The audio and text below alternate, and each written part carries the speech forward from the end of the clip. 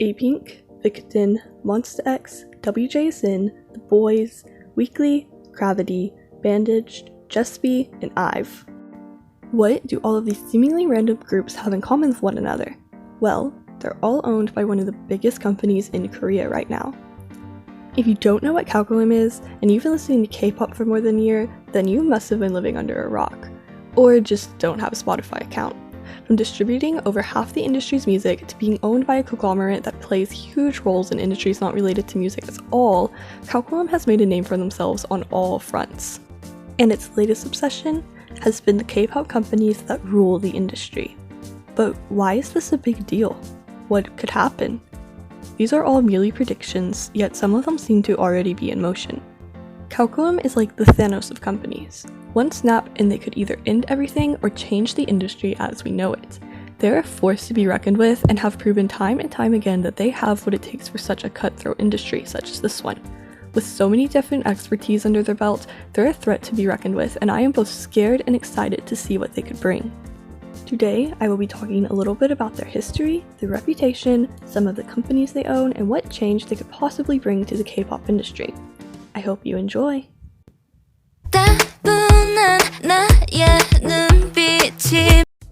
To get to the future, we must first visit the past.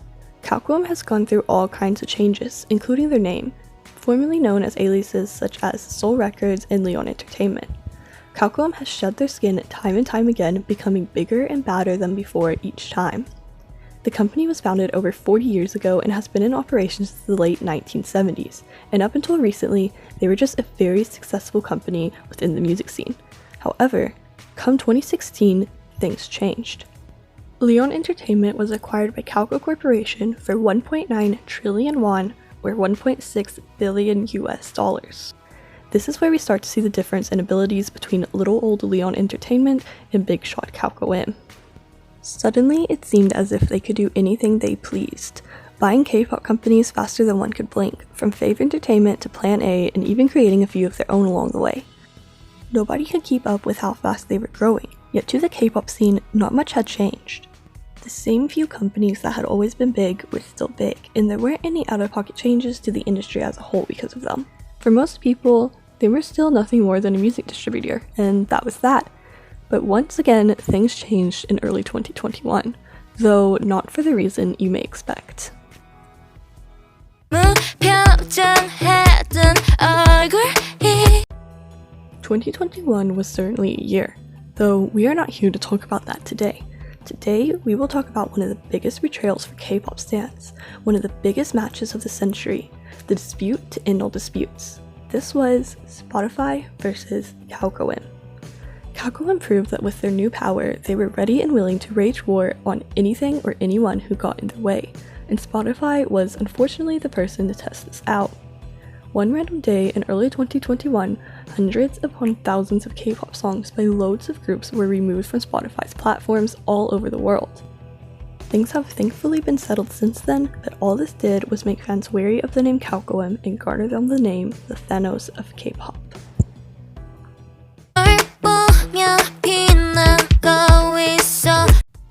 But how does all this tie into entertainment companies like Playum or Starship? What does this have to do with groups like monsta and apink? Well, a lot actually. Kakao has been building an army since before Kakao Corporation bought them, but having that extra corporation behind their back has really put their plans on a speed run. Plan A and Fate became Playum. They kept funneling more and more money into Starship, and suddenly they're creating their own companies like cre.ker and bluedot, and oh, what's this? Another combination? Playum, cre.ker, ISC? I can't keep up anymore. Why must they run circles like this? What is the point of constantly buying, creating, and combining companies? They're like a shopping addiction on a spending spree. One K-pop company here, going once, going twice, sold to the only company that still has money left to even think about making such purchases. And I know what you're thinking. There's another company that has come around recently that seems to be playing the same game, though admittedly on a somewhat smaller scale. A certain company that has gone through a lot of changes recently too, and a certain company that goes by the name of Hybe Music. Who else could afford and frankly even care to continue to buy up the whole industry like this? But what makes them different? What makes Kakao such a threat compared to Hybe? Well, the answer is simple. What they are and where they came from. Hive is just a K-pop company, simple as that. They debut and manage groups like anyone else out there. They just made a couple of smart business choices and got a little bit more lucky than some. They're no different than a company like JYP or SM or even Cube for that matter. They make choices about specific artists and how to manage them, simple as that. Kakao though is no K-pop company at all, at least not yet.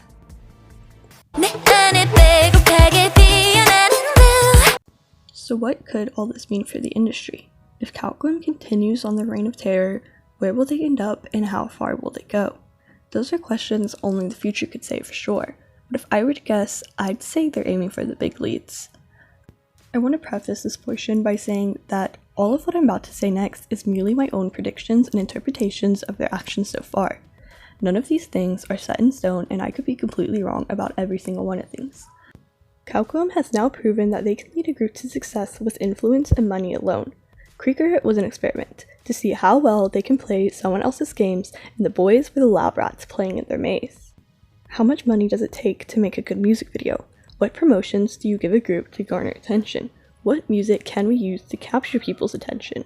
All of these were questions Kakao used the boyz to answer. And it seems as if they've gotten them, if the recent disbandment of their company is anything to go by. bluedot and jspy seem to be the new to replace the old. The boyz have gotten so big to the point that experimenting on them would cause more harm than good, so here's a fresh batch of trainees to hound on instead. My point in all of this is, they found what works. They don't have to rely on Playum or Starship to create a group and hope for the best that they become successful. They know that with their money and influence, they can do that themselves. But this doesn't render either company useless either. Starship is about as big as a company as mid-tier companies get. With huge acts like Sister and Monsta, they're no strangers to success. And they have certainly made a name for themselves. So what's holding them back? What keeps Kakao from combining whatever Playum has become and all their other companies into Starship to make one massive company? Well, they don't technically own it. Not all of it anyways. In 2013, Kakao bought 70% of Starship shares, so while they certainly do have a tight leash on the company, they can't tower over it like the same way they can with Playum. Although I say that, I think we've all seen the money that Kakao has poured into their artist videos, especially IVE's. So I do still think that with a lot of negotiation, the combination of these two companies are still possible. They both seem to lean on each other a lot, though I still don't see it happening anytime soon. Like I said, Kakao seems to have figured some things out recently and they seem to be gliding by just fine on their own. And while Starship likely does still see a pretty penny from Kakao on a regular basis, they're not exactly hurting without them either. So that just leaves the question, what comes next? Will they buy out more companies and create an even bigger one? Or will they wait it out and let the artists they do have try to find success first? What comes next in their scheme and where will it take them? What will happen when they find success in other successful entities in the scene, such as Mnet, who have already played a big role in the K-pop scene, see it and want to try it out for their own? And how will they all affect K-pop? Is a change coming? Is it even a good thing? Kakao has already proven that they can hurt artists that aren't even their own. What will happen when they're literally competing against those that they are supposed to be helping?